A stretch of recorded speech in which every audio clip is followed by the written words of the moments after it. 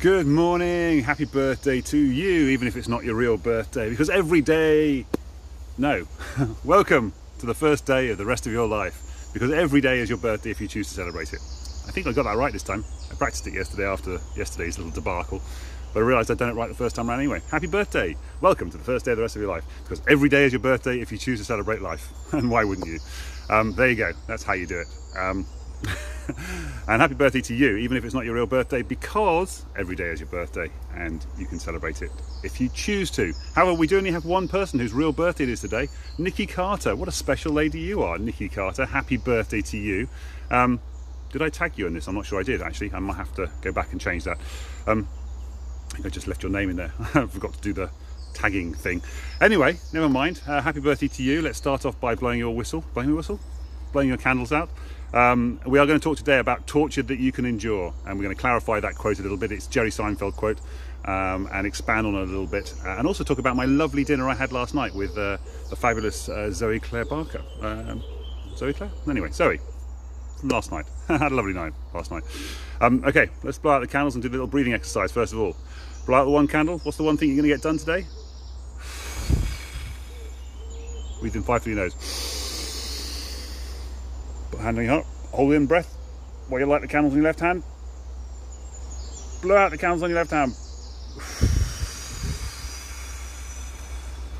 Gets oxygen into your lungs, oxygen into your blood, oxygen into your brain.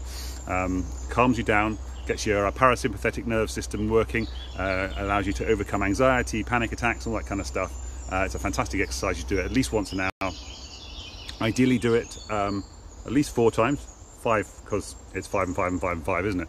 And when you do the 4, this is part of my create happy process that you should do every night, and if you want a copy of that document and the training course that comes with it, make a comment below or send me a DM. What's the one thing you're going to get done? What's the one thing you have got done in the last 24 hours or the last hour, if you're going to do it every hour? What's one thing that's made you smile, and what's one thing you're grateful for? Work on that and do it each time. And each time you do a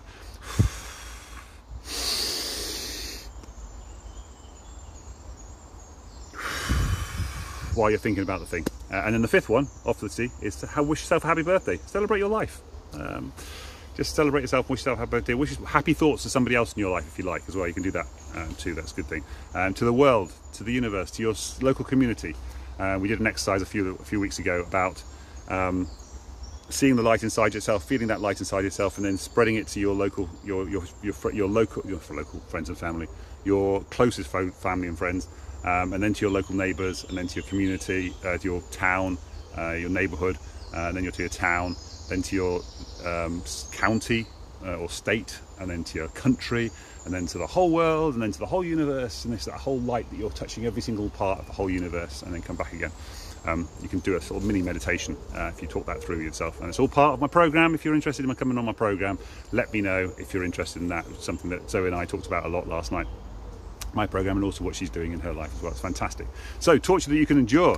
Let's talk about that. This is all about finding something that you love to do in your life. It's an interesting thing because there's also this story about the dog who's whining because and then the person says, why is he whining so much? Oh, he's sitting on a nail. Why doesn't he get off the nail? Well, it's not uncomfortable enough to get off the nail, but it's uncomfortable enough for the dog to whine. Morning, Joy. How you doing? Great name, of course, very Joy. My auntie's called Joy. So that's a little torture that you can endure, which makes it sort of sound like this is not great. But it's 2 sides of the same coin to a certain extent.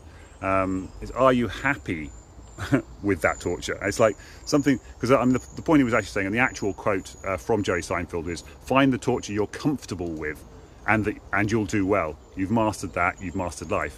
That's the actual quote. It's in the comments below.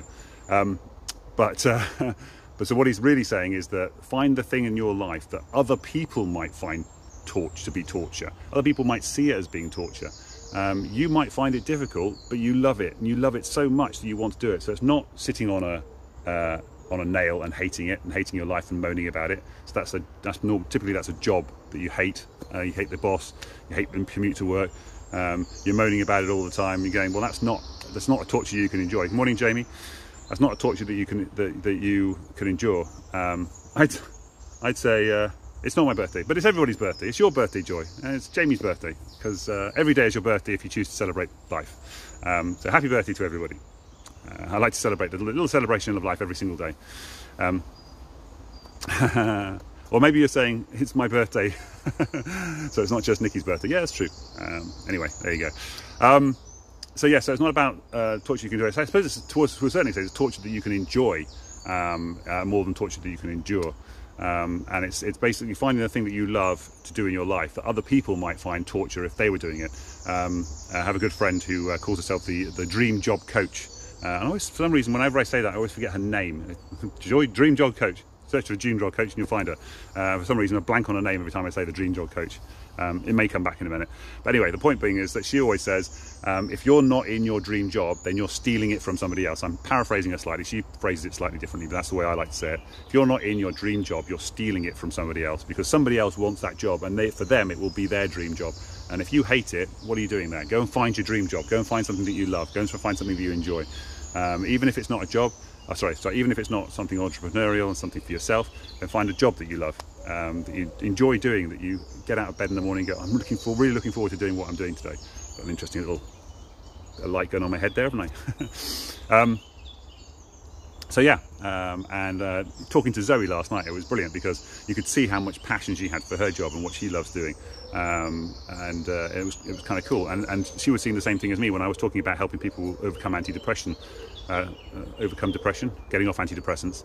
And I had the cube, and we was talking about the cube and how it works and all the things that are on it. And she was saying, that's so cool. And I was like, yeah, it's very exciting. And I get animated and talking about it, just getting lit up and excited about it. That's kind of distracting, that sunshine now.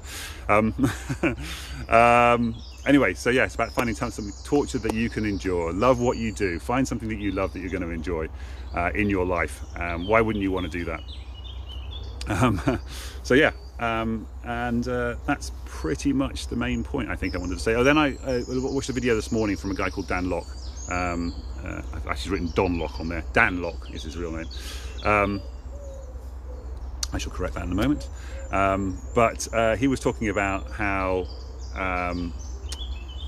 when you're in business, I know it's a completely different subject, completely switching off to the subject, we're going to go on to something else. He was talking about the fundamentals of a fancy technique. But this is my anti-depression thing. So when I'm talking about my depression cube, my anti-depression cube, my freedom cube, I should say, it's all about tiny little daily habits. So I want to help people with their overcoming depression and getting off antidepressants by changing their daily habits, just adjusting, small adjustments. And it's the same thing when you're solving a Rubik's Cube. When you're solving a Rubik's Cube, it's just one small move and it'll solve one piece. But you learn the little moves, you learn how to hold the cube. When I'm teaching it, because I have a course that teaches you how to solve the Rubik's Cube, by the way. If you're interested in that, findyourfire.co.uk/cube steps. Findyourfire.co.uk/cube steps. And I teach you how to hold it so that you fix this hand and then you just move this one side and the bottom. And then that fixes a corner. And then once you've learned how to fix that corner, then you can fix the second layer, because it's the same basic move. You move your hand around slightly and you do it the other way, but it's basically the same thing. And then when you do the bottom, it's the same thing. You move it, same moves, and then you just shift this hand slightly and do the same move again.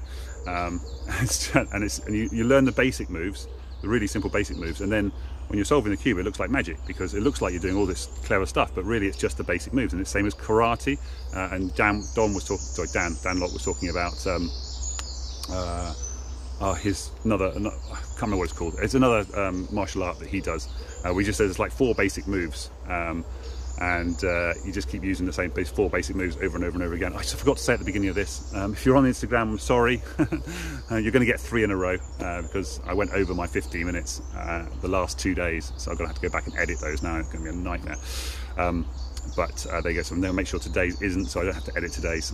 And that's just coming up to 10 minutes now. So I'm going to start wrapping up in a minute. But basically, I wanted to emphasize the point that when I'm teaching people how to get off antidepressants and overcome the depression, it's all about tiny little baby steps, tiny little things that you can change in your life. You can just adjust the things that you're already doing and just adjust them to work in a different way. So when I'm thinking about, what's the one thing you're going to get done, as opposed to thinking of what's the one thing that you've got done over the last hour, as opposed to the things that you didn't get done. So it's focusing on the things that you did get done rather than things you didn't get done. And even if they're tiny, you just look at it and you go, that's a win, that's a positive step forward. Whereas if you keep thinking negatively about the things you didn't do, it's a never-ending cycle. You still, those 10 things you didn't do in the last hour will still be 10 things you didn't do in the last hour when you come to the next hour. But you may have done one of them. But what you're looking at is the difference between looking at the 10 things you didn't do and the one thing you did do. So take those 10 things you didn't do, find one of them, and just say, right, I'm going to get this one thing done in the next hour, and then celebrate the fact that you did the one thing, not the fact that you didn't do the 9. That's the difference. That's what I'm teaching people to do. That's little tiny adjustments in the way you're thinking and your daily habits and so forth. I'm just going to finish on another thing which is kind of funny, because which is something that Dan said, which I'm not sure I fully agree with, which was he was saying that everybody thinks that money is the root of all evil, and the actual quote is, the love of money is the root of all evil. And he was saying, no, it's the lack of money that's the root of all evil, because you look at all the poor places in the world, and that's where all the drugs and the stealing, it's not the right word, but goes on, and all that kind of stuff. And I was like, well, yeah, but it is the lack of money, but actually it's not necessarily even that. It's the fundamentals of the person who's there, and it's their circumstances, that situation. So it's not that it hasn't created evil, it's created circumstances which have created problems that people are trying to get out of, and it's their desire and their need to have the money and to have the things that they want or feel a certain way that's causing the problems. And so if we can change the way they think and feel, then the way what's the famous quote? If you want things to change, I can't remember what it is. There's a famous quote. I'll try and remember to put it in the comments below. The things you look at change. If you change the things you look at, the people you change, I can't remember what it is. Something along those lines, anyway. It's all about looking at the world with different eyes. And if you look at these trees behind me, for example, you can say, oh, this is a scary. In the woods, for example, there might be dangerous animals in here, and you go, oh yeah, but also it's beautiful with the trees and so forth. It's just about what you're focusing on, what you're looking for, and it depends on how you look at the world. I watched a TV program just recently called Time on BBC iPlayer. So depending on which part of the world you're in, you might not be able to see it, but it's a great like 3 episodes TV program. So it's kind of like an extended movie, really, a 3-hour movie, I suppose you could say. And it's about a guy who goes to jail.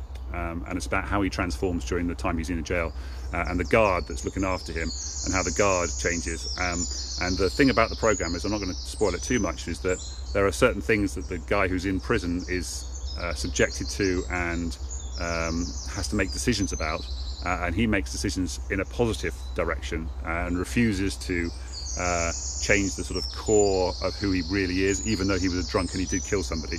But the prison process changed him. Not changed him from being a drunk anyway, but also exposed the core of his being, which was the love and the kindness in his heart. Hello Manoj, nice to see you.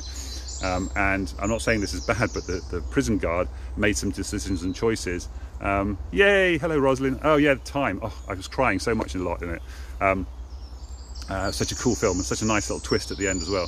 So the prison guard has to do some other things, and then he's get twisted around. And it's really clever the way one person chooses one path and another person chooses a different path, and how it all works out. It's a tough one. It's a tough watch, but it's really makes you think about how different choices in your life can lead down different paths, and whether or not you stay true to your core, and whether or not you allow yourself to be pulled towards a negative direction, or whether or not you stay true to yourself and accept the fact that it's going to be painful now. It's the torture that you can endure in order to get the result that you want. So yeah, find the torture that you can endure, and then you can get the result that you want. Push yourself past the bad stuff to get to the good stuff. Essentially, that's what it is for all of us, isn't it? Right, that is my 15 minutes done. Hello Ros, nice to see you on here. I hope you're having a lovely day. Mwah. Love you all, including Ross, of course. Take care, and I'll see you tomorrow. I definitely kept it under 15 minutes this time. Fantastic, even though I covered 2 subjects. Brilliant. Happy birthday to Nicky Carter, and thank you Zoe for a lovely night last night. Take care guys, bye for now, and see you tomorrow. Mwah.